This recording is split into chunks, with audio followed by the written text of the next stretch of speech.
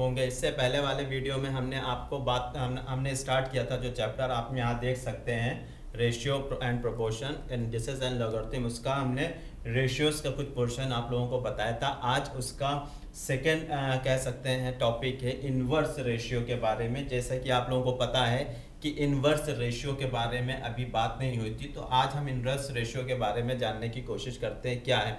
जैसा कि यहाँ पर नॉर्मली कहा गया है कि जो इन्वर्स रेशियो होता है उस रेशियो को कहा जाता है जिसमें कि हम क्या करते हैं कि अगर प्रोडक्ट जो है उनका इन्वर्स है एक दूसरे के प्रोडक्ट, लेकिन यहाँ पर जैसे दिया हुआ है कि one ratio is the inverse of another if their product is one. अगर एक है प्रोडक्ट उसका तो वो एक दूसरे के इन्वर्स हो सकता है, जैसे A:B और B:C। तो यहाँ पर इसका एक दूसरे का इन्वर्स माना जा सकता है। कुछ प्रॉपर्टीज दी हुई हैं इन्वर्स रेशियो के बारे में, तो चलिए सबसे पहले उनको जानने की कोशिश करते हैं। ठीक है, वो क्या प्रॉपर्टीज हैं। सबसे पहली प्रॉपर्टी जो है वो ये बताती है कि A:B अगर एक रेशियो है तो उसको हम कह सकते हैं A greater than B और A लेस देन बी। इस तरह से भी बताया जा सकता है। रीज़न क्या है कि A B से छोटा भी हो सकता है और A B से बड़ा भी हो सकता है। ये कोई भी कंडीशन में नंबर हो सकता है। अब यहाँ पर दूसरी चीज़, यहाँ पर इसको कंपाउंडेड के रूप में अगर देखें तो कैसा हो सकता है। कंपाउंडेड के अगर रूप में बात करें तो यहाँ पर दूसरी प्रॉपर्टी जो है वो, जैसे यहाँ पे लिखा है A:B:C:D।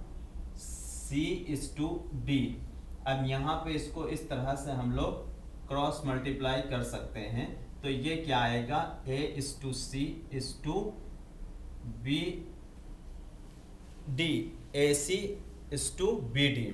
इस तरह से हम इसको लिख सकते हैं। अगर यहाँ पर एग्जाम्पल हम लें तो एग्जाम्पल में मान लीजिए आप कोई भी नंबर एक ले सकते हैं, जैसे कि 3:4। ठीक है, ये एक आपने नंबर ले लिया 3:4 और दूसरा नंबर आपने ले लिया 5:7। ठीक है, अब यहाँ पर क्या होगा, इसको हम अगर कंपाउंडेड बनाना चाहें तो इस तरह से लिख सकते हैं 15:28। ये हो सकता है, पॉसिबल है नहीं है, लिख सकते हैं। ठीक है, कंपाउंड रेशियो आपको समझ में आ गया कि ये इस तरह से लिखा जा सकता है। तो यहाँ पर आप और भी कोई भी कंपाउंडेड रेशियो ले सकते हैं। जैसे मान लीजिए आपके पास है 2:3, 5:7।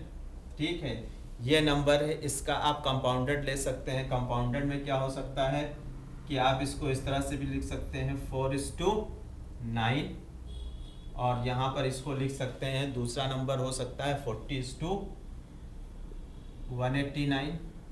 इस तरह से आप कुछ भी लिख सकते हैं, मतलब जिसका आप स्क्वायर निकाल सकें वो इस तरह से यहाँ पे लिखे जा सकते हैं। अब तीसरा यहाँ पर जो प्रॉपर्टी है इसको डुप्लीकेट रेशियो के रूप में भी कहा जा सकता है। कैसे डुप्लीकेट रेशियो हो सकता है, जैसे कि आपने यहाँ पर क्या पढ़ा A:B। अगर हम इसका डुप्लीकेट लिखें तो A²:B² इस तरह से लिख सकते हैं, बिल्कुल लिख सकते हैं। ये आप थर्ड प्रॉपर्टी के रूप में जान सकते हैं, हम इस तरह से लिख सकते हैं। यहाँ पर ये कोई प्रॉब्लम तो होनी नहीं चाहिए इस तरह से लिखने में, क्योंकि हम यहाँ पर A:B इसको डुप्लीकेट के रूप में हम यहाँ पर नॉर्मली लिख सकते हैं। इसी तरह से इसको हम ट्रिप्लीकेट के रूप में भी लिख सकते हैं। ये हमारा डुप्लीकेट हो गया, और अगर इसको हम इस तरह से लिखें तो ये हमारा ट्रिप्लीकेट हो गया। डुप्लीकेट और ट्रिप्लीकेट ये हमारी दोनों चीज़ें हो गई। तो यहाँ पर आप देख सकते हैं कि ये सारी चीज़ें बहुत अच्छे से क्लियर हो रही हैं। यहाँ पर कोई इशू नहीं आना चाहिए। ये बात समझ में आई नहीं आई, यहाँ पर सारी चीज़ें ठीक हैं। अब सबसे मेन चीज़ यहाँ पर क्या है कि अगर हम इस नॉर्मल एक वर्ड का एक कह सकते हैं कि अगर हम नंबर्स का इसका एग्जांपल लें तो यहाँ पर आप इस तरह से लिख सकते हैं 2:3। डुप्लीकेट किसका हो सकता है, 2² का और 3² का, ये डुप्लीकेट हो सकता है। अगर इसी को हम ट्रिप्लीकेट करना चाहें तो 2³ 3³, ये ट्रिप्लीकेट हो सकता है, क्योंकि इसमें क्यूब है और उसमें स्क्वायर के रूप में लिखा हुआ है। तो यहाँ पर ये सारी चीज़ें आपको समझ में आ गई। फर्स्ट क्या है, ए ग्रेटर देन बी भी हो सकता है और लेस देन बी भी हो सकता है। a/b को इसको कंपाउंडेड लिखा जा सकता है, इस तरह से ये कंपाउंड के रूप में लिखा जा सकता है। ठीक है, दूसरी प्रॉपर्टी है। तीसरी यहाँ पर दी गई है कि ये डुप्लीकेट भी हो सकता है, ये ट्रिप्लीकेट भी हो सकता है, इस तरह से भी इसको देखा जा सकता है। अब इसके अलावा यहाँ पर यह भी बताया गया है कि ये सब डुप्लीकेट रेशियो भी हो सकता है और सब ट्रिप्लीकेट रेशियो भी हो सकता है। सब डुप्लीकेट और सब ट्रिप्लीकेट कैसे हो सकता है, यहाँ पर आप इसको मान लीजिए ये है, ये आपका क्या है, डुप्लीकेट है। अब इसको हम क्या कर सकते हैं, 2√2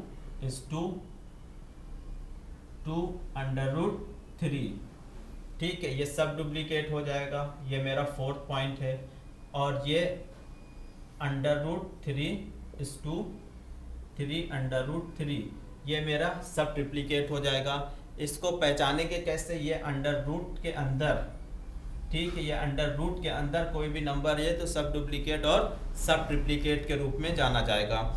इसको आप एग्जाम्पल में भी ले सकते हैं, सेम ऐसे ही 4:9 है। अगर 4:9 है तो हम यहाँ पर क्या लिख सकते हैं, 2:2।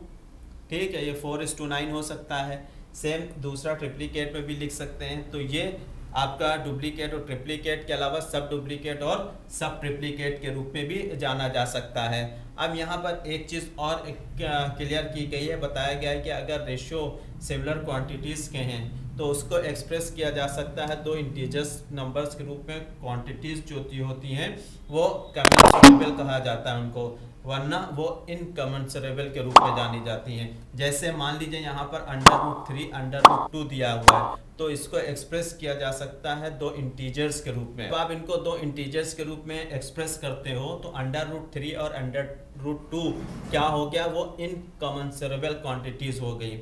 अब यहाँ पर दो चीज़ें हैं, एक कमेंसुरेबल और इनकमेंसुरेबल। पहले में क्या बताया गया कि दो सिमिलर क्वांटिटीज़ को अगर हम एक्सप्रेस कर रहे हैं रेशियोज़ के रूप में, ठीक है, तो वो कमेंसुरेबल हो गए, अदरवाइज वो इनकमेंसुरेबल हो गए, जो हम अंडर रूट के रूप में दिखाई देता है, ये दिखता है। उसके बाद नेक्स्ट यहाँ पर है continue ratio is relation between the magnitude of 3 और more quantities of the same kind. यहाँ पर बता दिया गया सिंपली कि क्या जो कंटिन्यूड रेशियो होते हैं वो सिमिलर क्वांटिटीज़ के होते हैं, जिनको हम लोग लिख सकते हैं इसको A:B:C। ये क्या है, एक के बाद दो, दूसरे के बाद तीसरा, ये क्या है मेरा, इस तरह से अगर हम लिखते हैं तो ये सिंपली क्या कहा जाता है, कंटिन्यूड रेशियो कहा जाता है।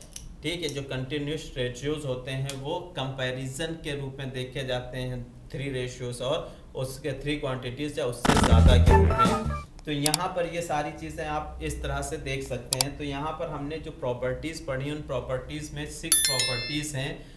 एक में हमने ये बताया कि A:B और B:A greater than less than दोनों हो सकता है। इसको हम कंपाउंड के रूप में भी लिख सकते हैं। इसके अलावा हम क्या कर सकते हैं, इसको हम डुप्लीकेट और ट्रिप्लीकेट के रूप में भी लिख सकते हैं। इसके अलावा हम सब डुप्लीकेट और सब ट्रिप्लीकेट के रूप में लिख सकते हैं। साथ में कमेंसुरेबल और इनकमेंसुरेबल कौन से होते हैं उसके बारे में भी आपसे बात की गई। इसके अलावा यहाँ पर यह भी बताया गया कि ये 3 या उससे ज़्यादा अगर क्वांटिटी सेम तरह की हैं तो वो कंटिन्यूड रेशियोज़ के रूप में भी जाने जा सकते हैं। अगर सिमिलर क्वांटिटीज़ की आप लिख रहे हैं, जैसे A:B:C:D, इस तरह से अगर आप लिख रहे हैं तो ये मेरे कंटिन्यूड रेशियोज़ के रूप में भी जाने जाते हैं। अगर हम इसको सिंपली आपको करना चाहें तो आप लोग इन 6 जब भी आप इन्वर्स रेशियो के बारे में बात करें तो इन 6 पॉइंट्स का आपके दिमाग में होना बहुत ज़रूरी है, जिससे कि आप बहुत अच्छे से